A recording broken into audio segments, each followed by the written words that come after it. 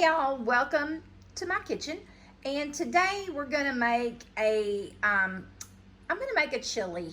And I'm just making it the way that my family likes it.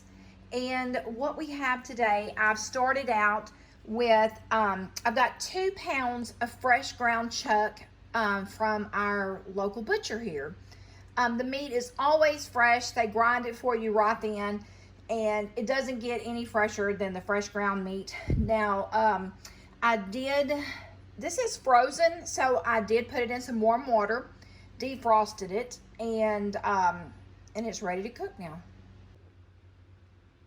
These are a few of the things that I use in my chili. Now, everybody makes chili a little bit different. Some people like it spicy. Some people like it with beans, without beans. I make ours according to, kind of like what we like.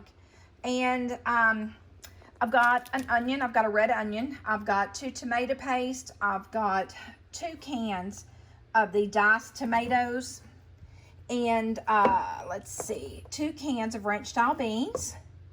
And like I said, some people like beans, some people do not put it in their chili, but we make ours go a long ways. When you have a big family that you have to feed, it kind of, stretches it and makes it go a little bit further.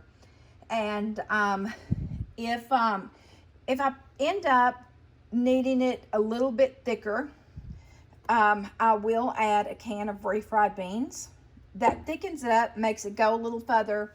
I've got garlic powder, some good balsamic vinegar, Worcester sauce, however you say that.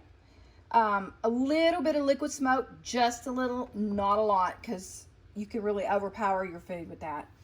And then I like to use, it is Chef Merita. It is a steak and meat seasoning. It's a carne asada meat seasoning. I like that in the chili. And now it's a little bit of brown sugar. I do use a little bit of sugar in my chili. It's just, I like it like that. The kiddos like it like that. And gotta make it the way they like it. And sometimes I will add a little bit of taco seasoning if I do not have any cumin, which is a ground coriander seed. I do not have any cumin or ground coriander seed. I've used the very last of it. You cannot make chili without the cumin and the coriander. And so that is one of the main ingredients. As you can see, it includes spices, chili pepper, paprika, and cumin. Well, it has onions and garlic. And another thing that I've got here, I've got paprika. I like to buy my paprika from the Indian Mart. Actually, they have a lot of yummy spices and a lot of spices that you're not going to be able to find. But we kind of like to stick to the regular, we don't like to go too far out of our comfort zone. So I'm going to add a little bit of extra virgin olive oil, just a little, to keep it from sticking to my pan. And I'm going to brown that. Okay, I've got the olive oil in there, and I've got my fire on. Let's see. About a good, not quite high. But see, it's starting to kind of bubble a little bit.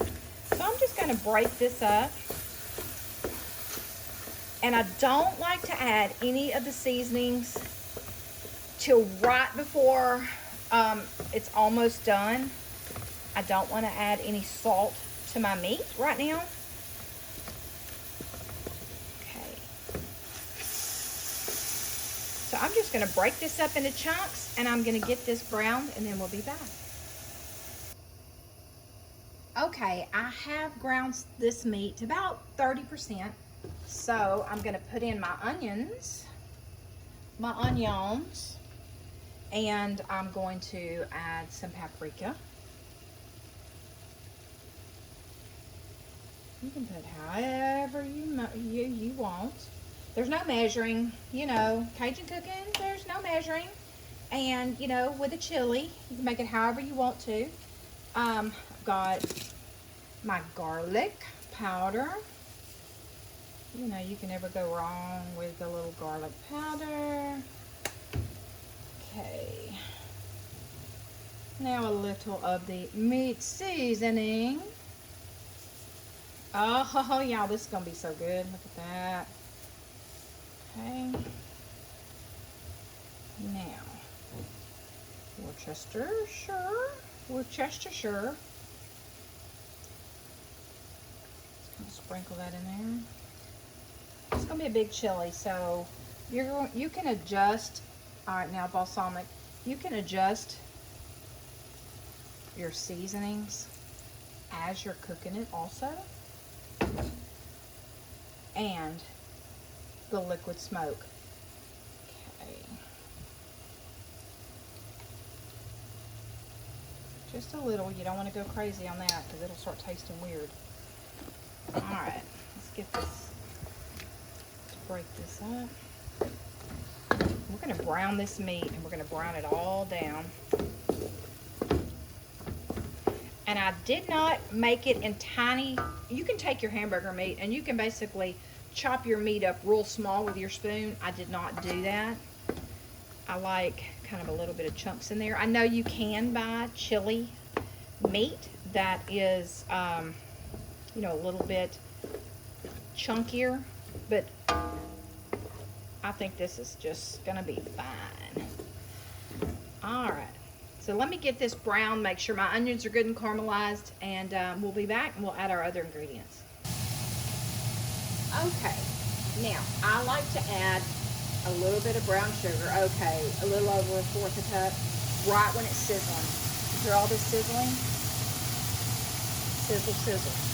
So we just kind of want to sprinkle that over it. Well, it's kind of flunked out. Turn this off. Ooh, Lordy. I have to get that looked at. All right. This brown sugar will caramelize this when this meat is frying, and it will caramelize.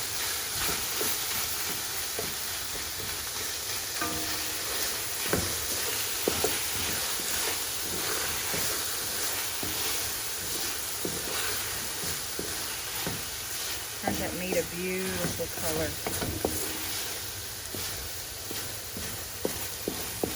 With the garlic, the heat, the sweet, it's not overly sweet, and you would think it would be putting this much sugar in it, but it's not. Spread that out.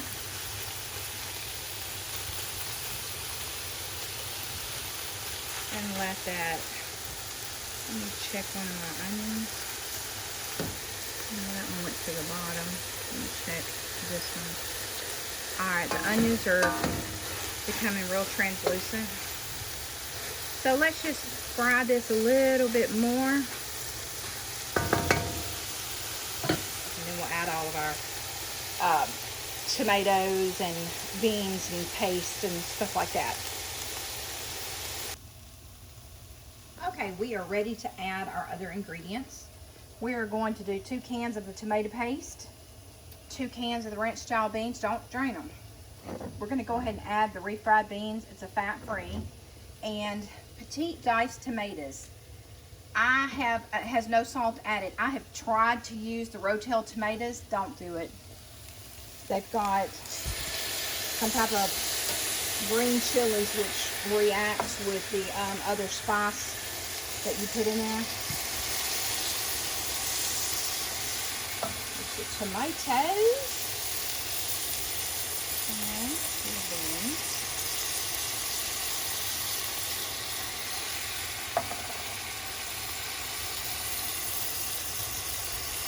So you just want to stretch it. It just makes it go a little bit further for the family.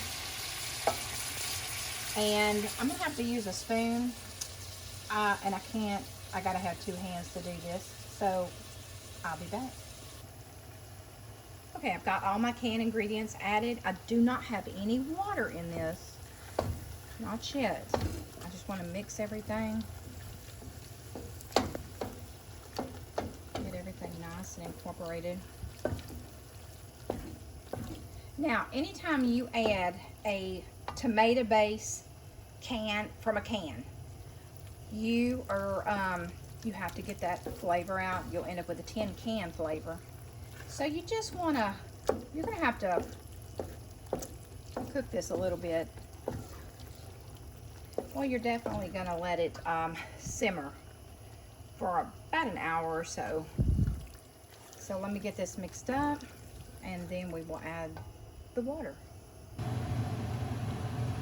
Okay, I've got my water. You do not want to add too much water. You don't want this soupy or runny. But if it does you do add too much water, just simmer it a little bit longer. I'm gonna add and check. Add and check. Now remember, we added a can of refried beans to thicken this. Now the kids like chili with over Fritos. They make a little Frito pie out of it. So make sure, because you are going to simmer it, you don't want it to burn on the bottom. So you want to make sure the water mixes well. Okay, I'm going to add a little bit more because I am going to simmer it. All right. This is the time you want to taste your chili. See if it has enough spice, see if it has enough salt, whatever it is you want to add. We're going to simmer this for a couple of hours, and we'll come back. Now, when you simmer your chili, you want to put it on the lowest possible fire that you can get it on. And you want to be sure, and you want to cover it with a lid, and you want to allow just a little vent area. If I covered this, if I just covered it like this, the whole thing is just going to be wet condensation underneath the lid. See what I'm doing? Just give it a little bit of crack, a little bit of room to breathe, and make sure that it's on low. Let me turn this off.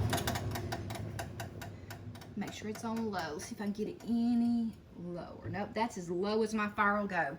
I'm going to set my timer, and I'm going to check this every 10 minutes. I'm going to stir it and check it. Make sure that it's not burning on the bottom, and I get the results that I'm wanting. We'll be back when it's ready.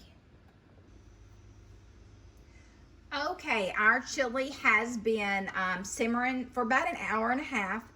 It is a beautiful consistency. Some of the beans have broken down, and the onions, you can't even see the onions anymore. Kind of trick the kids. Well, there's a little bitty onion right there. They might not be able to see that, but you can trick those kids. If you can cook those onions down, you got it made. You can hear my husband out there just mowing away, bless his heart. All right, and I have fixed me a little bowl of chili, and you can always add Fritos to it. This is what the kids like. The kids like to add one of these small bags, and it's a perfect size. They like to add these and have a little Frito pie. I just want to say thank you guys for liking, subscribing, commenting, and y'all have a blessed and wonderful day, and we'll see y'all again soon. Bye-bye.